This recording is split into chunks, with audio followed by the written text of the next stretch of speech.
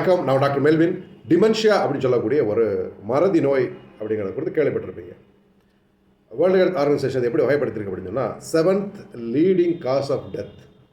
மரணத்தை தெரிவிக்கக்கூடிய வியாதிகளில் 7வது இடத்துல இது இருக்குது. மறதி எப்படிங்க மரணத்தை தெரிவிக்கும் அப்படின்னு யோசிப்பீங்க. ரொம்ப ஒரு மோசமான வியாதிங்க. ஆக்சுவலி இது ஒரு சிண்ட்ரோம் அப்படின்னு சொல்லுவோம். பல டிசீஸை சேர்ந்தது தான் சிண்ட்ரோம் அப்படின்னு சொல்லுவோம். Dementia syndrome.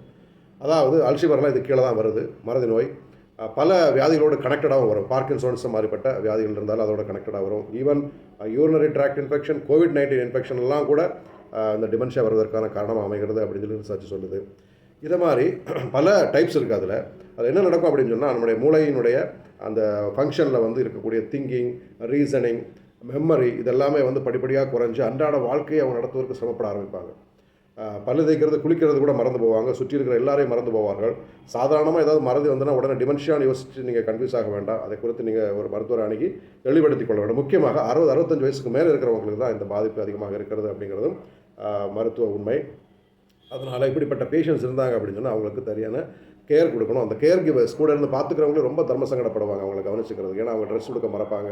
பல பிரச்சனைகள், அவங்க வெளியில் கூட்டு போகிறதுல, ஹாஸ்பிட்டல் கூட்டு போகிறதுல கூட பல சிக்கல்கள் இருக்குது, நடைமுறை சிக்கல் இருக்குது. இந்த டிமென்ஷியாவை குறித்து வேர்ல்டு ஹெல்த் ஆர்கனைசேஷன் ரொம்ப தீவிரமான ஒரு முக்கியமான ஒரு ரிசர்ச் இப்போ சமீபத்தில் நடத்துனாங்க. அந்த சர்வே முடிவுகள் என்ன வந்திருக்கு அப்படின்னு சொன்னால், இன்றைக்கி டெலிமெடிசின், டெலிஹெல்த், அந்த ஆன்லைன் கன்சல்டேஷன் இப்படிப்பட்ட விஷயங்கள் வந்து இதுக்கு ரொம்ப யூஸ்ஃபுல்லாக இருக்குது அப்படின்னு சொல்லி சொல்லப்பட்டிருக்கிறது. ஸோ ஒரு ஹோமியோபதி மருத்துவர் ஆன்லைன் கன்சல்டேஷன் இருந்தாலும் அதை கூட நீங்கள் பயன்படுத்திக்கலாம். நல்ல மருந்துகளும் அவங்களுக்கு வந்து சப்போர்ட்டிவாக ஹெல்ப் பண்ணுறதுக்கு இருக்குது.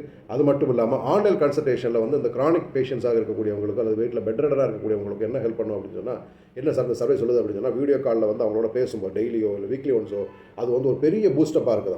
அவங்கள வந்து ரொம்பவே கம்ஃபர்ட் பண்ணுது.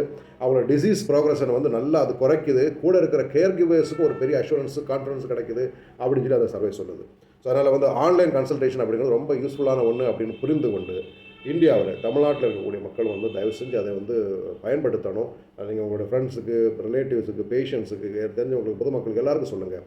இப்படிப்பட்ட வியாதிகள் வீட்டில் இருக்கிறவங்களுக்கெல்லாம் வந்து நம்ம இந்த மாதிரி ஃபோன் மூலமாக அல்லது கேட்ஜெட்ஸ் மூலமாக அவங்களை அணுகி நம்ம வந்து வீடியோ காலில் பேசும்போது ஒரு பெரிய ரிலீஃப் கிடைக்குது அப்படிங்கிற சர்வே மூலமாக சொல்லப்பட்டிருக்கிறது. இதுதான் உண்மையும் கூட. அதனால் இப்படிப்பட்ட விஷயங்களை பயன்படுத்தி மக்களுக்கு ஆரோக்கியத்தை ஸ்ப்ரெட் பண்ணுறதுக்கு எல்லா முயற்சிகளையும் எடுப்போம், ஒன்றிணைந்து எடுப்போம்.